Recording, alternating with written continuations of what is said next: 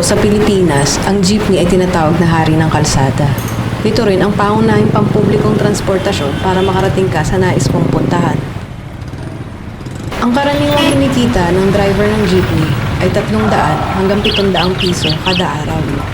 Karaniwan naman sa mga Pilipino ay walang sariling jeep. Kumbaga namamasada lang sila.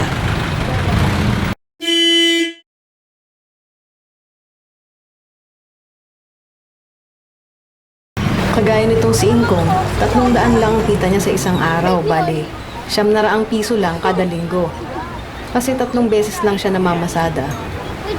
At ang kita niya ay hindi sapat sa kanyang pamilya. Siya ang breadwinner dito sa pamilya nila. Hindi siya marunong bumasa o sumulat, kaya wala siyang alam na pwedeng iba pang pagkakitaan. Minana lang niya ang trabaho niya sa tatay niyang may sakit. Bale, 12 silang magkakapatid, 2 namatay na sa sakit na puso. Ang 2 hiwalay sa asawa dito rin nakatira. Sa bahay nila kasama ang mga anak nila. Napakahirap ng buhay nila. Ito ang ilaw ng kanilang tahanan, si Aling Maribik. Ako po si Maribik, 42 years old. May 12 anak. Mahirap po ang buhay namin. Ang asawa ko ay walang hanap buhay dahil siya may sakit sa baga. Ito yung bahay nila Nanay Maribik.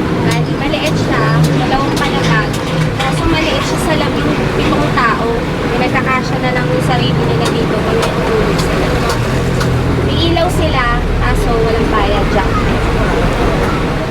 Meron silang CR, kaso wala silang tubig. Bali, kumuha sila sa poso, libre naman.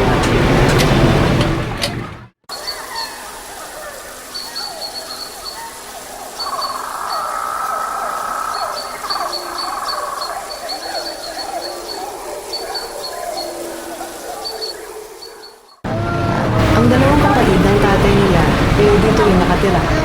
Kaya naman sa loob ng maliit na bahay nito ay para silang sardinas. Paano mo mapagkakasya ang 17 tao sa loob ng maliit na bahay na ito?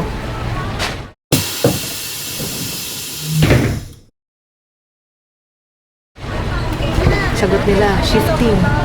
Shifting ang tulog nila. Sa gabi, mauunang matulog muna ang mga bata. O kung talaga antok ka na, pwede ka namang matulog ng nakaupo. Yung iba sa jeep na natutulog sa labas ng bahay nila o sa pedicab na nakaparada.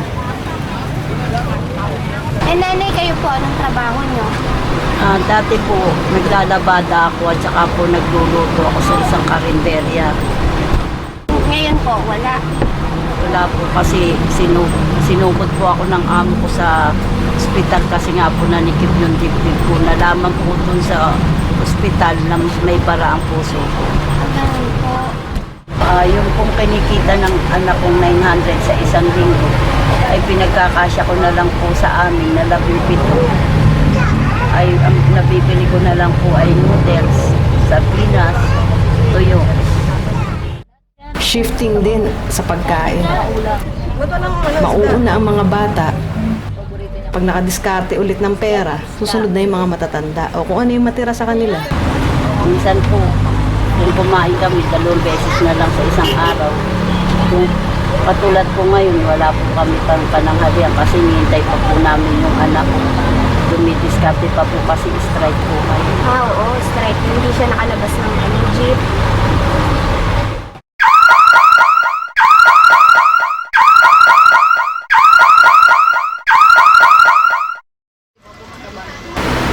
Ito si Jalaika. Lumala na ang sipon niya kasi hindi nila maipagamot dahil wala raw silang pera. Ang sipon niya ay umabot sa tenga niya at tuluyan na itong nadumi. Kung naagapan sana o naipagamot ka agad, hindi aabot sa puntong magaya nito. Nakakalungkot na ang isang anghel na ito ay hindi na nakakarinig. Wala po ako nakatapos na anak. Yung iba po, grade 1 lang hanggang grade 3 lang. Kasi po sa hirap ng buhay namin, hindi nga kasi ang pinikita. Hindi po kami makabili ng uniforme.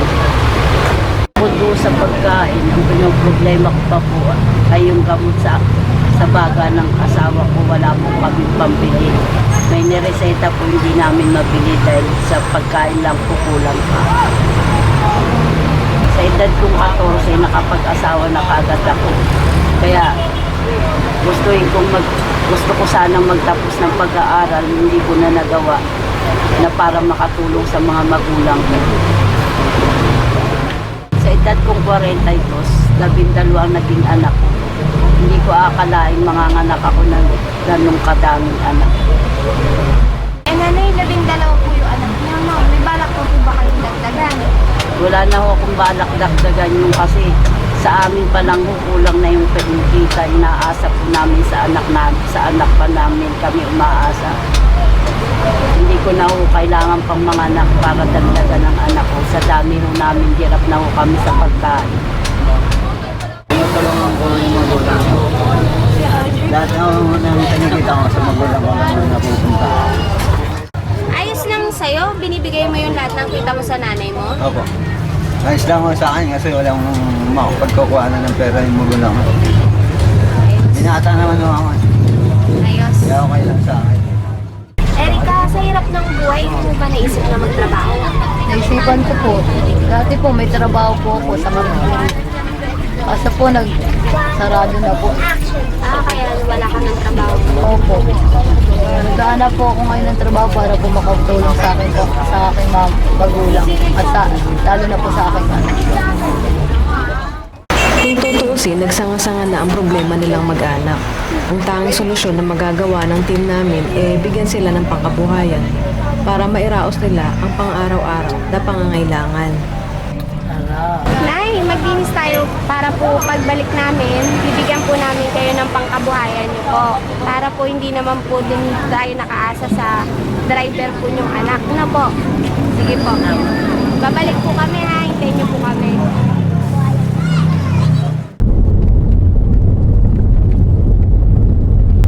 Punta na tayo ngayon kala Nanay Maribik. Dala na natin yung mga regalo natin para sa kanila. Natingnan namin ang lugar ni Nanay Maribik. Pumasok na agad si Sheena sa loob ng bahay nila. Gusto po kasi ni Sir Mark at ni Ma'am Rhea po na magkaroon na po kayo ng regular na income. Hindi na po tayo aasa lang po kay Nicole, no? Kaya nandito po kami, dinalaw namin yung mga regalo po namin sa inyo. Labas po tayo na, tapos pasok natin dito sa loob, ha? Nanay Maribik, ito po lahat para sa inyo po, ha? Pasok po natin sa loob. Hindi po natin buksan.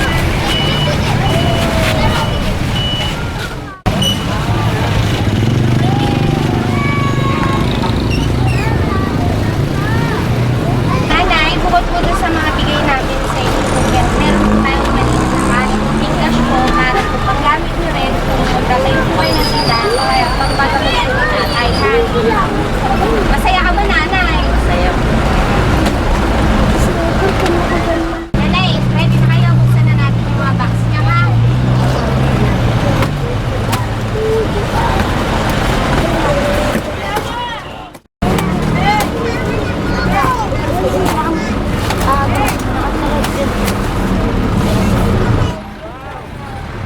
Abala din sa labas si Paul sa pag-set up ng lamesa na lalagyan ng mga ibang paninda. Nanay, napinsin po namin kasi wala kayong gamit sa bahay po, no? Kaya tinalang po namin kayo ng rice cooker. Para po hindi na kayo mahirapan. Nanay, water jug po para may galingan na kayo ng tubig pag inumin po. Yan, nanay, mga galing po sa kusina. Plato, baso, kutsara po.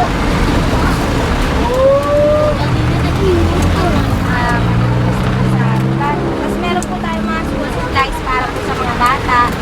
Kahit na medyo matagal pa rin po naman yung pasok ko, no? Yan, para sa inyo yan. Color tsaka lapis, meron din dito, ha? Ayan, nanay, meron po tayo mga condiments po, mga baluto, tapos may itlog tayo, tapos asukal, tapos meron tayo vitamins para sa inyo. Tapos may tinapay din, kape, mantika, sukal.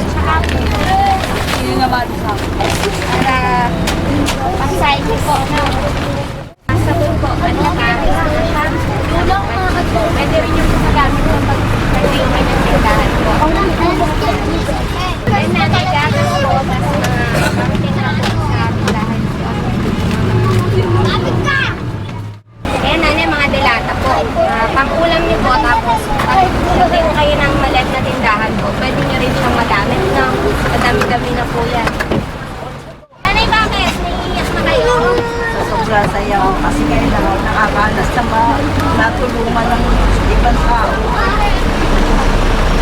Nanguna na ang kanyang anak na si Erica para ayusin ang kanilang munting tindahan. Hindi pa talaga bubuksan, no?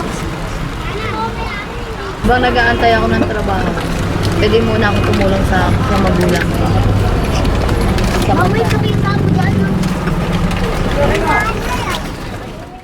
Makikita niya na masaya rin ang mga apo at anak ni Nanay Marivic sa biyaya na natanggap nila ngayong araw na ito.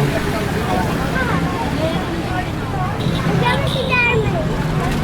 Salamat po, may tindahan.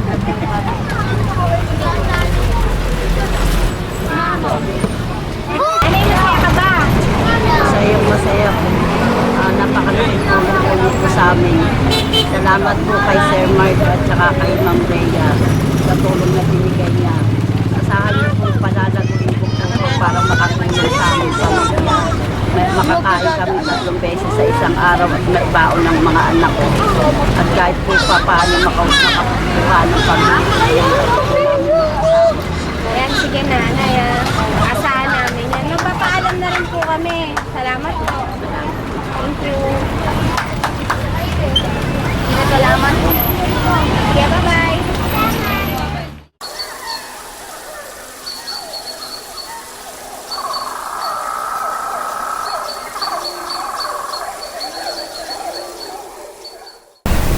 Masaya kami para sa kanila kasi kung dati mga damit ang nakasabit sa kanila ngayon mga paninda na pangkabuhayan. Mapapagamot na din nila si Janaika at pagtutulong-tulungan nilang palaguin ang kanilang munting negosyo.